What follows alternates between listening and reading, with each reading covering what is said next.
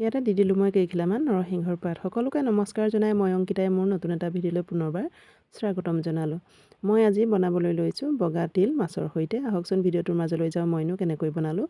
বগা তিল কেইটামান মই তিয়াই ৰাখিছিলোঁ অলপ সময়। তাৰপিছতে ল'লোঁ মই 2টা বিলাহী, আদা নহৰু খুন্দনাত পিচি ল'লোঁ আৰু পিঁয়াজ। বিলাহী 2টা মই মিক্সাৰত দি ল'ম আৰু বগা সৰিয়হখিনিও মই মিক্সাৰত ভালদৰে পেষ্ট এটা বনাই ল'ম। তাৰপিছতে লৈছোঁ মই মাছখিনি মই নিমখ হালধি সানি লৈছোঁ। এয়া আপোনালোকে এনেকৈ বগা তিলৰ সৈতে বাৰু মাছ খাই পাইছেনে? বগা সৰিয়হৰ সৈতে সকলোৱে খায়, কিন্তু বগা তিলৰ সৈতে হয়তো বহুতে খাই পোৱা নাই। যদি খাই পোৱা নাই এনেকৈ বনাই খাই চাবচোন, বিৰাটেই ভাল লাগে ৰেচিপিটো। প্ৰথমে মই মাছ কেইপিচ ধুনীয়াকৈ ফ্ৰাই কৰি ল'লোঁ। এয়া মাছ ফ্ৰাই কৰিব সকলোৱে জানে বাৰু, কিন্তু তথাপিও ভিডিঅ'টোত দেখুৱাৰ এটা নিয়ম বাবে মই অকণমান সময় ধৰি ৰাখিলোঁ। আৰু মোৰ চৌকাটো কেনেকুৱা দেখিছে কমেণ্ট কৰিবলৈ নাপাহৰিব দেই। এইটো মই মাংস মই প্ৰায় জুইতে বনাওঁ, গেছত কেতিয়াবা কাটচিতহে বনাওঁ। মাছখিনি ফ্ৰাই কৰি হোৱাৰ পিছত তাতে দিলোঁ মই কেইটামান জিৰা গুটি আৰু ইয়াতে দিলোঁ মই পিঁয়াজ আৰু আদা নহৰু পেষ্টখিনি মই দি দিলোঁ। এইখিনি মই ধুনীয়াকৈ ভাজি লোৱাৰ পিছতে দিলোঁ মই পেষ্ট বনাই লোৱা বিলাহীখিনি। ইয়াত দি মই ধুনীয়াকৈ লৰাই দিছোঁ। দেখিছেনে? ধুনীয়াকৈ ভাজি লৈছোঁ।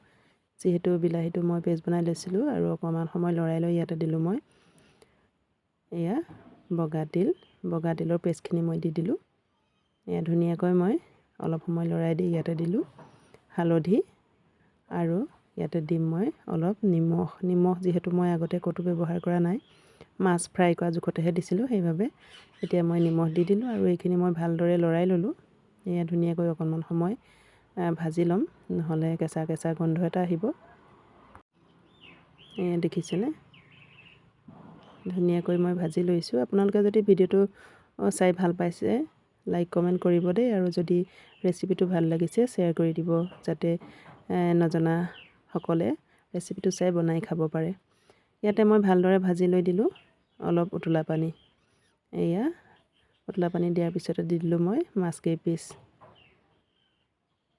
এই ৰেচিপিটো বনাবলৈ খুবেই সহজ হয়, বস্তু বেছি নালাগে আৰু খুব কম সময়ৰ ভিতৰতে হয়। এয়া মই মাছ কেইপিচ দি দিলোঁ।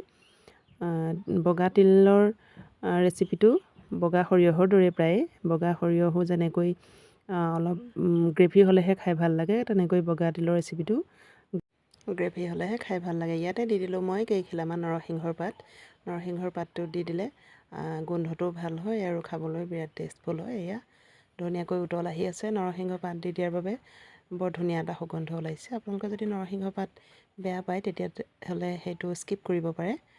আৰু মোৰ ৰেডি হৈ গ'ল।